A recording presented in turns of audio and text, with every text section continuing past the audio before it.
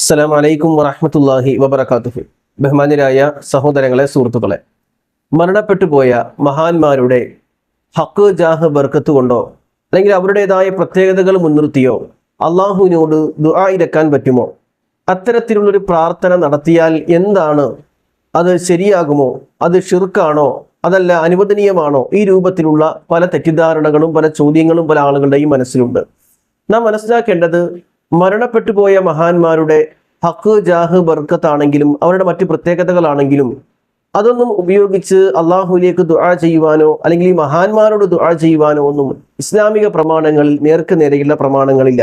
മരണപ്പെട്ടു പോയ മഹാന്മാരാണെങ്കിലും ജീവിച്ചിരിക്കുന്ന മഹാന്മാരാണെങ്കിലും അവരോട് നേർക്ക് നേരെ പ്രാർത്ഥിക്കുകയും സഹായം തേടുകയും ചെയ്യുന്നത്, അവരോട് ദുആ നടത്തുന്നത് ഷിർക്കാണ് എന്ന കാര്യത്തിൽ വിശുദ്ധ ഖുർആൻ പരിശോധിക്കുന്ന ആർക്കും സംശയമില്ലാത്ത കാര്യമാണ്. അപ്പൊ പറഞ്ഞു വരുന്നത്, മരണപ്പെട്ടു പോയ മഹാന്മാരുടെ ഹക്ക് ജാഹ് ബർക്കത്ത് കൊണ്ട് ദുആ ഇരക്കുന്ന ഒരു പ്രത്യേകമായ രീതി, അതിന് ഇസ്ലാമിക പ്രമാണങ്ങളുടെ പിൻബലമില്ല, സ്വഹീഹായ ഹദീസുകളുടെ പിൻബലമില്ല. ഈ വിഷയത്തിൽ വന്നിരിക്കുന്ന റിപ്പോർട്ടുകൾ, ഇതൊക്കെ ചെയ്യാമെന്ന് പറയുന്ന റിപ്പോർട്ടുകളെല്ലാം തന്നെ ദുർബലവുമാണ്. എന്നാൽ അനുവദിക്കപ്പെട്ട പ്രാർത്ഥനയുണ്ട്, അനുവദിക്കപ്പെട്ട പ്രാർത്ഥനാ രൂപങ്ങളുണ്ട്. തവസ്സുൽ എന്ന് നമ്മൾ പറയുന്ന ആ പ്രാർത്ഥനയുടെ ഒരു ഭാഗമായ ആ രീതികൾ ഏതൊക്കെയാണ്? ഒന്ന്, അള്ളാഹുവിൻ്റെ ഉത്തമമായ നാമങ്ങൾ ഉപയോഗിച്ച് റഹ്മാനായ, റഹീമായ, ഗഫൂറായ, വദൂദായ അള്ളാഹുവെ പുറത്തു തന്നെ ആ രൂപത്തിലുള്ളൊരു പ്രാർത്ഥന, അതായത് അള്ളാഹുവിൻ്റെ നാമങ്ങൾ മുൻനിർത്തി അള്ളാഹുവിനോട് പ്രാർത്ഥിക്കുക.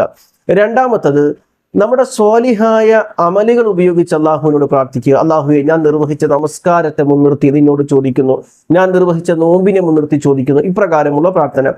മൂന്നാമത്തത്, ജീവിച്ചിരിക്കുന്ന വ്യക്തികളോട് നമുക്ക് വേണ്ടി ദുആ ചെയ്യാൻ ആവശ്യപ്പെടുക. പ്രവാചകന്റെ സന്നിധിയിൽ വന്നിട്ട് അല്ലാഹുവിന്റെ റസൂൽ എനിക്ക് വേണ്ടി ദുആ ചെയ്യണേ എന്നൊക്കെ പറഞ്ഞതുപോലെ ജീവിച്ചിരിക്കുന്ന കാലഘട്ടത്തിൽ ആ ജീവിച്ചിരിക്കുന്ന വ്യക്തിയുടെ അടുത്ത് ചെന്നിട്ട്, ഒരു സോലിഹായ വ്യക്തിയുടെ അടുത്ത് ചെന്നിട്ട്, ഉസ്താദെ, മൗലവി, അല്ലെങ്കിൽ ഇന്ന ആളോട്, ഇന്ന വാപ്പയാവാം, ഇനി ഉമ്മയാവാം, പണ്ഡിതന്മാരാവാം, ആലിമീങ്ങളാവാം, നേതാക്കന്മാരാവാം, നമുക്ക് സോലിഹായ ഒരു മനുഷ്യനാണെന്ന് തോന്നുന്ന ആരുമാകാം, അദ്ദേഹത്തോട് എനിക്ക് വേണ്ടി ദുആ ചെയ്യണമെന്ന് പറയാം.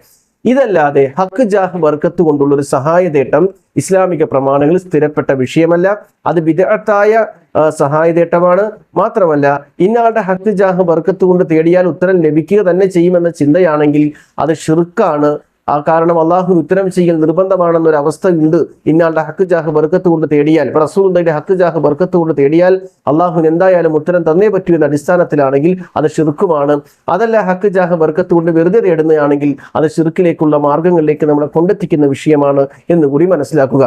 ഇനി മഹാന്മാരായ സ്വഹാബിമാർ അവർ സ്വീകരിച്ച സ്വീകാര്യമായ നിലപാടുകൾ എന്തായിരുന്നു? മഹാനായ ഉമർ ഇബ്നുൽ ഖത്താബ് റളിയല്ലാഹു അൻഹു, ഉമർ ഇബ്നുൽ ഖത്താബ് റളിയല്ലാഹു അൻഹു കാന ഇദാ ഖഹ്തു ഇസ്തസ്ഖാ ബിൽ അബ്ബാസ് ഇബ്നു അബ്ദുൽ മുത്തലിബ്, മഴ ഇല്ലാതെ വന്നപ്പോൾ മഴയ്ക്ക് വേണ്ടി അദ്ദേഹം പ്രാർത്ഥിക്കുന്നത് നബി സല്ലല്ലാഹു അലൈഹി വസല്ലമയുടെ ഹക്ക് ജാഹ് ബർക്കത്ത് കൊണ്ടോ അല്ലെങ്കിൽ ഉമർ ഇബ്നുൽ ഖത്താബ് റളിയല്ലാഹു അൻഹുവിന് മുമ്പ് മരണപ്പെട്ടു പോയ അബൂബക്കർ സിദ്ദീഖ് റളിയല്ലാഹു അൻഹുവിന്റെ ഹക്ക് ജാഹ് ബർക്കത്ത് കൊണ്ടോ, ഷഹീദന്മാരുടെ ഏറ്റവും പ്രധാനപ്പെട്ട ഹംസ റളിയല്ലാഹുവിന്റെ ഹക്ക് ജാഹ് ബർക്കത്ത് കൊണ്ടൊന്നുമല്ല, മറിച്ച് ആ സമയത്ത് ജീവിച്ചിരുന്ന ഏറ്റവും ശ്രദ്ധേയനായ ഒരു വ്യക്തിയായിരുന്നു അബ്ബാസ് റളിയല്ലാഹു അൻഹു.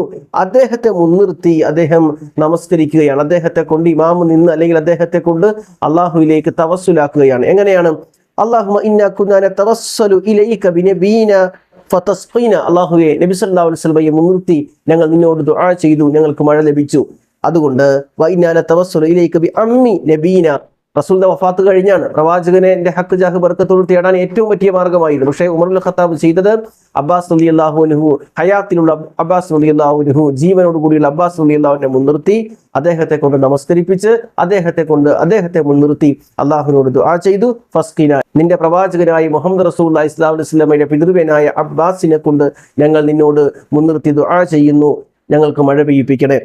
ഫയസ്ഖൗൻ, സ്വഹാബത്ത് പറയാണ്, ഞങ്ങൾക്ക് മഴ ലഭിക്കുകയും ചെയ്തു. അപ്പോൾ ജീവിച്ചിരിക്കുന്ന ആളുകളോട് ദുആ ചെയ്യാൻ പറയുക, അവരെ മുൻനിർത്തി ജീവിച്ചിരിക്കുന്ന ആളുകളെ കൊണ്ട് പ്രാർത്ഥിപ്പിക്കുക, അത് മുൻനിർത്തി അള്ളാഹുവിനോട് തേടുക, ഇതൊക്കെ അനുവദിക്കപ്പെട്ട ഇതാണ്. അല്ലാതെ മരണപ്പെട്ടു പോയ ആളുകൾ അവരുടെ ഹക്ക് ജാഹ് ബർക്കത്ത് കൊണ്ട്, നബിമാരുടെ ഹക്ക് ജാഹ് ബർക്കത്ത് കൊണ്ട്, ഔലിയാക്കന്മാരുടെ ഹക്ക് ജാഹ് ബർക്കത്ത് കൊണ്ട് ഇതൊന്നും അനുവദിക്കപ്പെട്ട വിഷയമല്ല.